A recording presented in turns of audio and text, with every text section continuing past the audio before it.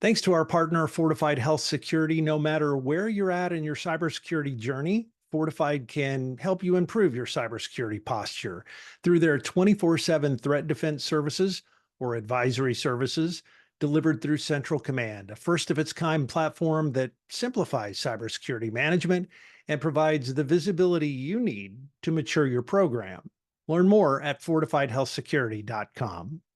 Today on Unhack the News. Most people will hopefully document this as a real test of their business continuity and disaster recovery plans. Turn a negative into a positive by using it as a valid test and a valid instance, and then let's improve upon them and be better prepared, because preparedness is the only thing that we have on our side to be ready for the next one. Hi, I'm Drex, a recovering healthcare CIO and longtime cyber advisor and strategist for some of the world's most innovative cybersecurity companies. Now I'm president of This Week Health's 229 Cyber Risk Community. And this is Unhack the News, a mostly plain English, mostly non-technical show covering the latest and most important security news stories. And now, this episode of Unhack the News. Hey everyone, welcome to Unhack the News. I'm with Russell Teague at Fortified, the CISO over there, who I think probably had a really crazy weekend this weekend. How you doing? Yeah, absolutely. Doing good. Thank you, Drex. And yeah, it's been a very interesting weekend. Started on Friday, obviously, as you well know, following the release of the CrowdStrike content update that came in on Friday morning. And so there's a lot of, it's basically completely owned the news cycle from Friday on. There's tons of stories to talk about. We can call out some of them individually if you'd like, but there are lots of stories talking about what happened. But you're out there, you're in the field all the time. What happened? Yeah, so when you boil it down, CrowdStrike pushed an agent update to the Windows agent. So part of the CrowdStrike Falcon platform, which is a leading cybersecurity endpoint detection tool, widely used globally across all industries. And they push updates regularly, right? Think about it as a signature update or a simple software update that's being pushed out to the endpoint agent. Mostly benign, right? Really shouldn't necessarily impact the operations. Usually gets pushed out late night, but for whatever reason, this push created a conflict with the Windows operating system. Predominantly, this was a push to the Windows agent, so it only impacted Windows operating systems. But it created a conflict, which created something known as a blue screen of death. So it just errors out the operating system. It goes to an error state, which presents a blue screen to the end user. And so a simple reboot did not resolve it. It would just bring back the blue screen over and over again. So you were in an endless loop. Now, CrowdStrike identified this error relatively quickly, very impressive on their part to identify the error. And within an hour, they had a patch out available. They removed that update and needed to roll to an update that didn't create the conflict.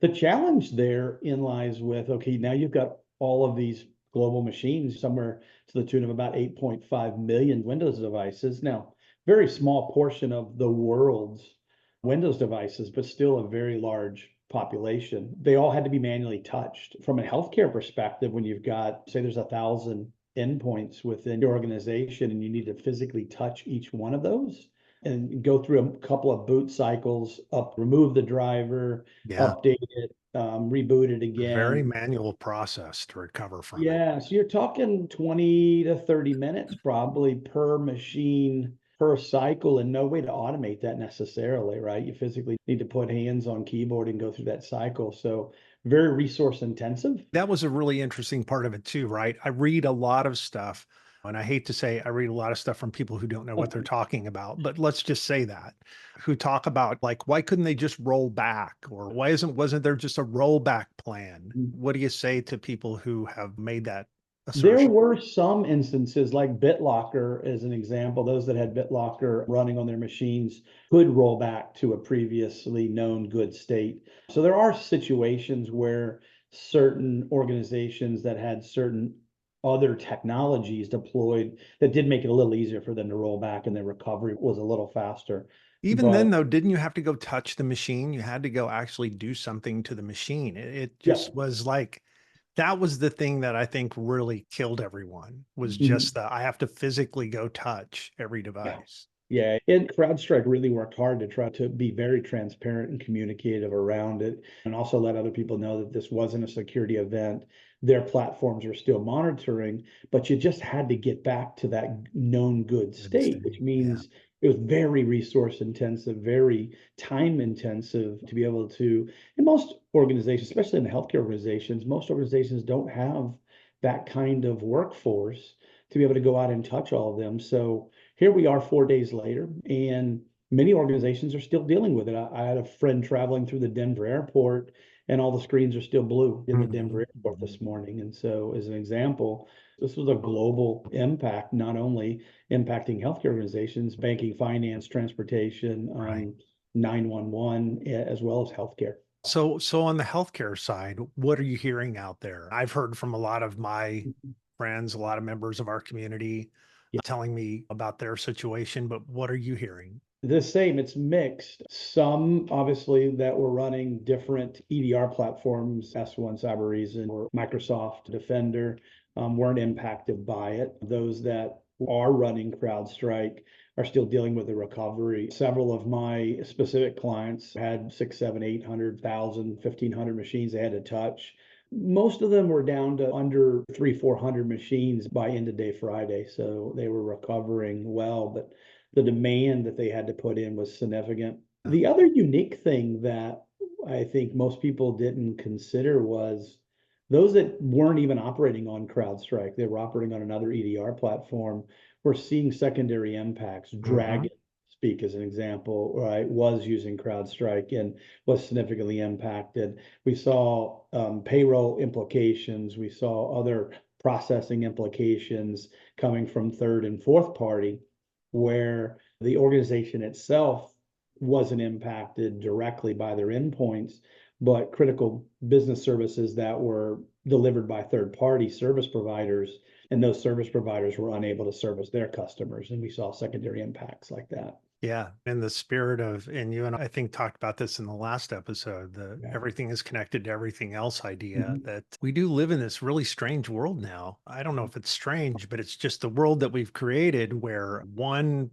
domino gets tipped over. And even though you're completely clean in your organization, you're connected to partners who Mhm. wind up having problems, which obviously affects how you can deliver care or not.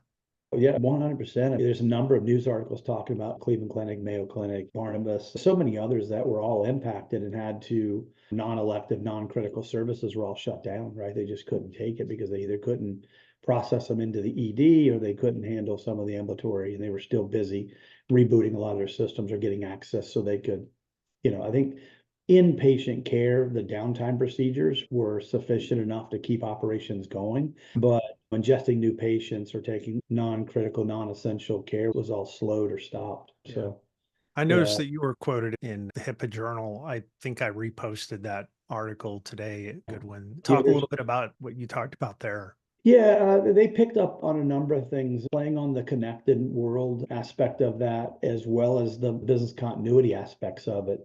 Having documented, trained, and tested backup and business continuity plans, right? Having your downtime procedures documented, having them tested, and having your individuals trained on how to deploy them, right? And this is a perfect instance where an unexpected update caused a global outage and forced many of the healthcare organizations into downtime procedures. And so they had to go manual in some cases. They had to rely on manual turnover reports because maybe they weren't able to access using their floor mobile carts to get to the EMR system. And so they had to have manual turnover sheets. Everything had to be documented. Obviously, they had to scale up in the nurses and things like that to make sure that they had proper patient coverage, but these downtime procedures are critical for healthcare. I feel like if we've learned nothing else in the last year, between change, between the CrowdStrike thing and the spirit of everything's connected to everything else, there were other big outages that affected other partners. Mhm. This whole idea of just business continuity planning and running those exercises on business continuity, and the reality, I think, too, that you and I talk about regularly, that the 3 hour downtime plan is not the same thing as the 3 day or 30-day downtime plan. Like these are different things, and you have to do, you can't just say take the 3 hour downtime plan and just keep doing that for 30 days. So you guys do a lot of work helping folks figure this out, right? Yeah, we do. We've seen a significant increase in the inquiry around both third-party business impact analysis. So looking at critical business services provided by third parties and what the recovery time and recovery point objectives are associated with that. So using the old business continuity disaster recovery process to say, let's do some business impact analysis or business impact assessments Mhm. to understand those implications, but putting in the critical business third party aspect into that. Mm. Traditionally, it's around your core services, your core Mhm. applications, and your core business processes. We've now expanded that into looking at third parties that are providing because we are a hybrid environment today where we're using more cloud-based services, more software as a service providers. And so we need to blend them into that aspect. And we're really looking at the downtime procedures to your point. And when were they last tested? How long can you operate on them? What does that look like over minutes, days, weeks, even potentially even months on some of these major ransom cases where you see major outages for an extended period of time? Yeah. So that's one lesson. I'm sure we're going to get tons of these as this continues to unfold. Other lessons that you're already looking at or thinking of that come out of this that you're coaching and teaching customers and the community on? Yeah, definitely. Just looking at the broader program scope as a whole, looking at the ecosystem, understanding the implications because we do live in this so interconnected world. It's not only the four walls of your own organization now, it really is that hybrid environment looking beyond, looking out into your cloud providers. So we've seen an increase in third-party risk management. We've seen an increase in that business continuity, disaster recovery in the business. But then just stepping back and rethinking your entire program and rethinking around the threat and risk that target your organization. We're seeing lots of executive inquiries. Hey, how protected from things like change and extension and now CrowdStrike? The big takeaway, I don't know if you picked up on the news article or the release that the CEO from S1 sent out. S1 deploys a very small percentage of their ecosystem, like 1 to 2%, when they do a push to see if there's any implications so they don't have a global outage. They can Mm. roll back and the impact is a very small. I would imagine CrowdStrike is going to be picking up a similar deployment strategy going forward, I would think. I think there's so much stuff that's going to come out of the root cause analysis. You talked about how they have done a really good job of communicating. I think they've been incredibly transparent, very apologetic.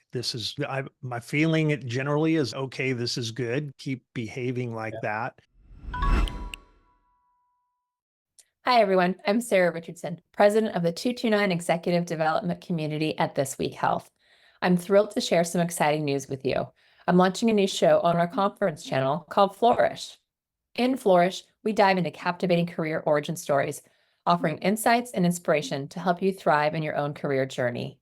Whether you're a health system employee in IT or a partner looking to understand the healthcare landscape better, Flourish has something valuable for you. It's all about gaining perspectives and finding motivation to flourish in your career.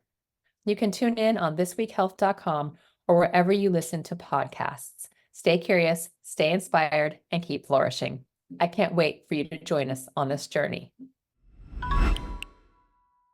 I think as they get through the RCA and they start to understand the bloody details about what happened, that's going to be critical too. The transparency around everything that they see and everything that they find and the changes that they're going to make to keep this from ever happening again. Yeah, Customers and everyone's going to be really interested in hearing the rest of that story. yeah, the big question in the back of my mind is why would they do a global push of an agent to every Windows agent out there running, right? Why would they do such a large push, right? Knowing the risk that if they got it wrong. Now, don't get me wrong, I mean, CrowdStrike has been a very stable platform for Mhm. many years.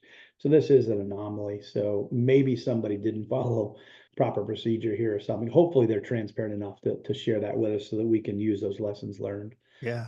in our own organizations and our own practices. Yeah. One of the other lessons in all of this, and when I do the 2-minute drill, one of the last things I always say is stay a little paranoid. And Mhm. I think the paranoid in this was probably appropriately placed because it hardly took any time until the bad guys were starting to go down the path of phishing and calling and identifying themselves as CrowdStrike help desk guys to try to suck people into in a time of frenzy and emergency, Mhm. trying to take advantage of that. They're real jerks, man. But they We really did figure did out how to do this Yeah, stuff. we did see that. We did start seeing what was known as vishing or voice phishing, where people are dialing in, acting as CrowdStrike, trying to use that opportunity of chaos to slide in and either gain a foothold or gain access or get credentials reset, offering up advice and assistance. We immediately produced a threat bulletin utilizing CrowdStrike specific content. There was a ton of people giving all sorts of recommendations and advice. I generally follow the rule of thumb is CrowdStrike's the expert. It's their Mm. system. They understand the behind the scenes stuff. It's best to follow their procedures and be safe about it. So we helped share that broadly with all of our ecosystem, get the threat bulletins out there to try to help educate what we know.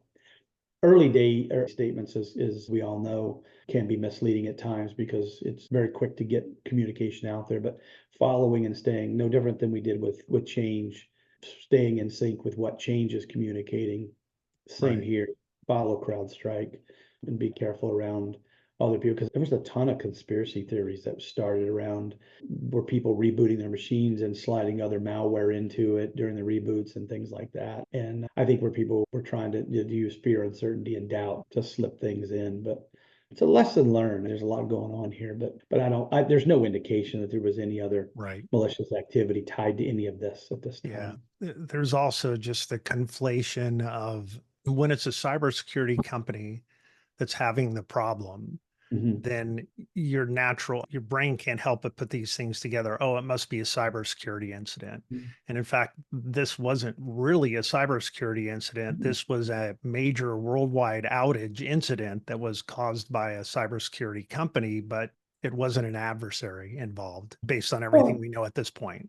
and similarly, Change Healthcare was a cyber event, right?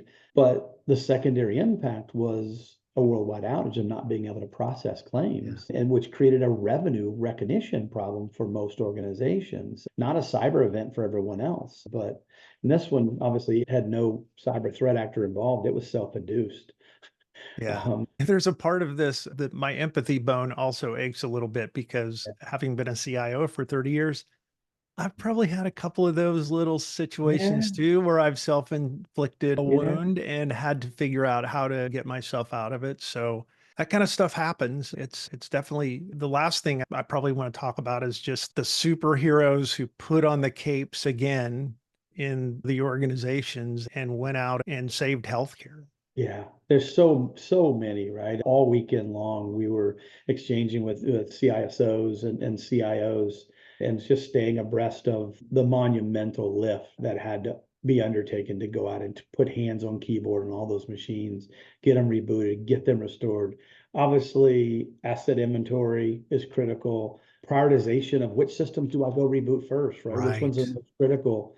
Those mobile carts on every floor so that you can at least get your nurses back connected and get your doctors and physicians and clinicians reconnected back to your EMR is one of those critical elements of it. And then start bringing up your critical services, ED, ambulatory, and so on and so forth. Get your radiology, oncology back up and operational. So understanding those, this was a real world test, not only for the superheroes that had to go out and respond to it, but also just, do I have a solid asset inventory? Do I know where all these devices are located at in the Yeah. physical infrastructure? Let alone putting your hands on the keyboards of those that were remote, Yeah, I right? think the point too about prioritizing, having some kind of a prioritization around those endpoints too, of Mhm. if I've got 1,000 machines that I need to go touch and reboot, in Yeah. what order? Which ones Mhm. help me keep patients and families safe? We Yeah. go there first. But do we know that? Have we sat down and talked about it and thought about it and created a plan around this is where we go first, this is where we go later? I Right. think a lot of folks probably did that in an ad hoc way and were really successful, but anything you can think about and plan in advance is probably good. Yeah, yeah. Most people will hopefully document this as a real test of their business continuity and disaster recovery plans and take the lessons learned and update those things and figure out where you can strengthen those plans. Turn a negative into a positive by using it as a valid test and a valid instance, and then let's improve upon them and be better prepared, because preparedness is the only thing that we have on our side to be ready for the next one. And unfortunately, there will be more to come, realizing that we are mid-year, right? This is July, and we've already started to see the uptick. 4th of July seems to be now the new start. It used to be Thanksgiving time is where we used to see the threat actors increase as we enter the kind of US holiday cycle. Last year was the first year I seen them start around the 4th of July, right? It happened again this year. We saw an increase in threat actor activity focusing on the 4th of July and Independence Day, right? Celebrations. And so threat actors have got a longer window now, July to well into January and February. So it doesn't leave many months now that we're not under attack. And we just released the mid-year Horizon report here at Fortified, which gives a lot of the stats. And although the stats today, if you're following the OCR, doesn't indicate that this year's reported breaches were necessarily worse than last year, but it doesn't include the details with change or extension yet because they're still being ratified. And so once you apply those numbers, we fully expect the mid-year point to be higher than all of last year, and we still have 6 more months. So and I'm fully predicting that 2024 will in fact be the worst year ever for healthcare and worst year ever for threat actors. And we're not successfully turning the tide yet, but great strides are still continuing to be made every single day. And more senior executives and boards are getting into more conversations. I'm being asked to go out and speak to those boards and educate them on what they can do more in their programs, which was all part of it, is us at least starting to have the right conversations on what we need to do to correct the problem. Hey, thanks for your time today. I really Absolutely. appreciate you being here. We'll make sure we put a connection, a link to the Horizon report when we publish this on Hack the News. So make sure that's there if folks are interested in picking up and reading that. Yeah, thanks again. I really appreciate you being part of it. Absolutely. Thanks for tuning in to Unhack the News. And while this show keeps you updated on the biggest stories, we also try to provide some context and even opinions on the latest developments. And now there's another way for you to stay ahead. Subscribe to our daily insights email. What you'll get is expertly curated health IT news straight to your inbox, ensuring you never miss a beat. Sign up at thisweekhealth.com/news. I'm your host, Drex DeFord. Thanks for spending some time with me today. And that's it for Unhack the News. As always, stay a little paranoid, and I'll see you around campus.